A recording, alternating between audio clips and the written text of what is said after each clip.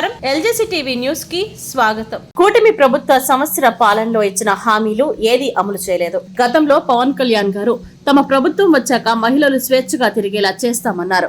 కూటమి పాలనలో మహిళలపై ప్రతిరోజు మహిళల అత్యాచారాలు, అఘాయిత్యాలు, హత్యలు జరుగుతున్నా, మహిళలు మిస్సింగ్ అవుతున్నా వాటిపై చర్యలు లేవు. వాటిని నియంత్రించడంలో కూటమి ప్రభుత్వం విఫలమైంది. 70 ఏళ్ల వయసున్న కోమినేని శ్రీనివాస్ గారిని అక్రమ అరెస్ట్ చేశారు. ఇంట్లో టాబ్లెట్, బట్టలు తీసుకుందామన్నా నిర్దాక్షిణంగా గేటు బయటే ఆపేసి క్రిమినల్ ముద్దాయిలాగా ట్రీట్ చేసి ప్రొసీజర్ పాటించకుండా పోలీస్ వ్యవస్థ వ్యవహరించింది. సాక్షి మీడియా భయపడుతోందని, వైఎస్ఆర్సీపీ శ్రేణులు భయపడుతున్నారని కూటమి నేతలు అనుకుంటున్నారు. ఎవరూ భయపడే పరిస్థితుల్లో లేరు. ప్రజల కోసం ఎంతవరకైనా నిలబడే పార్టీ వైఎస్ఆర్ కాంగ్రెస్ పార్టీ. ప్రజల గొంతుగా వినిపించడం కోసం ఎంత దూరమైనా వెళ్లే మీడియా సాక్షి మీడియా. ఎన్ని అరాచకాలు చేసినా, ఎన్ని ఇబ్బందులు పెట్టినా ప్రజల పక్షాన నిలబడతాం. ప్రజలు కూటమి ప్రభుత్వానికి పరిపాలన ఇచ్చింది దాడులు చేయడానిక, మానభంగాలు, హత్యాచారాలు చేస్తున్నా పట్టించుకోకుండా ఉండడానిక, కక్ష సాధింపు చర్యలకు ప్రశ్నించే ప్రతి గొంతును అనగదొక్కడానికి, అక్రమ అరెస్టులు చేయడానికి తప్ప కూటమి ప్రభుత్వం ప్రజలకు మంచి చేయడంలో విఫలమైంది. సాక్షి మీడియా పైన దాడులు చేసింది కూటమి నేతలే. ముఖ్యంగా తెలుగుదేశం పార్టీ నేతలే ఉన్నారు. ప్రజలెవ్వరూ లేరు. దాడులు చేస్తున్నా చూస్తూ కూర్చోము. తప్పకుండా వాటన్నిటికీ సమాధానం చెప్పే రోజులు దగ్గరలోనే ఉన్నాయి. 100కి 100 పాళ్లు అట్టుపెట్టి నమ్మకు రానున్న ప్రభుత్వంలో అట్టున్నర పెడతాము. దానికి కూటమి నేతలు సిద్ధంగా ఉండాలి. కూటమి ప్రభుత్వం హామీలు అమలు చేయకపోతే వైఎస్ఆర్ కాంగ్రెస్ పార్టీ మిమ్మల్ని ఒత్తిడి చేస్తూనే ఉంటుంది. ఇచ్చిన హామీలు అమలు చేయకపోతే ప్రజా కోర్టులో అందరినీ దోషులుగా నిలబెడతాం. కొమినేని శ్రీనివాస్ గారిని కావచ్చు, ధనుంజయ రెడ్డిని గారి కావచ్చు, ఓఎస్డీ గారిని కావచ్చు, అందరినీ అరెస్ట్ చేశామని సంబరాలు పడతో తప్పకుండా మళ్ళీ ఇవన్నీ రిపీట్ అవుతాయి. ఇటువంటి దుష్ట కార్యక్రమాలను కూటమి ప్రభుత్వం ఆపాలి. రాంబరపాడు రింగు వద్ద గల కే హోటల్ నందు మంగళవారం నాడు ఎన్టీఆర్ జిల్లా వైఎస్ఆర్ కాంగ్రెస్ పార్టీ ఆధ్వర్యంలో విలేకరుల సమావేశం నిర్వహించారు. ఈ సమావేశంలో మాజీ మంత్రి వర్యులు, పశ్చిమ వైసీపీ ఇన్ఛార్జ్ వెల్లంపల్లి శ్రీనివాసరావు, ఎన్టీఆర్ జిల్లా వైసీపీ అధ్యక్షులు Devineni Avinash, central YCP incharge Malladi Vishnu, Nandigama YCP incharge Monditoka Jaganmohan Rao, నగర mayor Rayana Bhagyalakshmi, Tiruvuru YCP incharge Nallagatla Swamidas, Jaggayyapeta YCP incharge Tanneeru Nageswararao తదితరులు పాల్గొన్నారు. గతంలో పవన్ కళ్యాణ్ గారు మహిళల గురించి చెప్పారు. ఏం చెప్పారు? మా ప్రభుత్వం వచ్చాక మహిళలు మీకు స్వేచ్ఛగా తిరగనిస్తామని చెప్పనేది. ప్రతిరోజు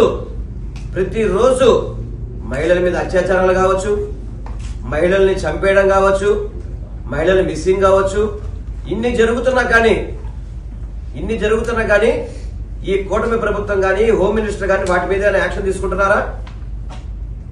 మహిళలు సుమారు ఎంతమంది ఆత్మహత్య చేసుకుని ఉంటారు, ఎంతమందిని చంపేసి ఉంటారు, మహిళలు ఎంతమంది మిస్ అయిపోయి ఉంటారు.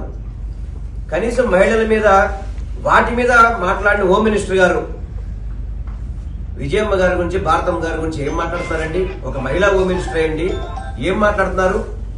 వాటి మీద చర్యలు ఉండవు. మాట్లాడిన వాటికి కొమ్మినేని శ్రీనివాస్ గారు 70 ఏళ్ల వయసున్న సీనియర్ జర్నలిస్ట్ ని ఏ విధంగా నిన్న తీసుకొచ్చారో మీరు చూశారు. కనీసం ఇంట్లో టాబ్లెట్ తీసుకుందామంటే కూడా లోపల పంపించిన పరిస్థితి లేదు.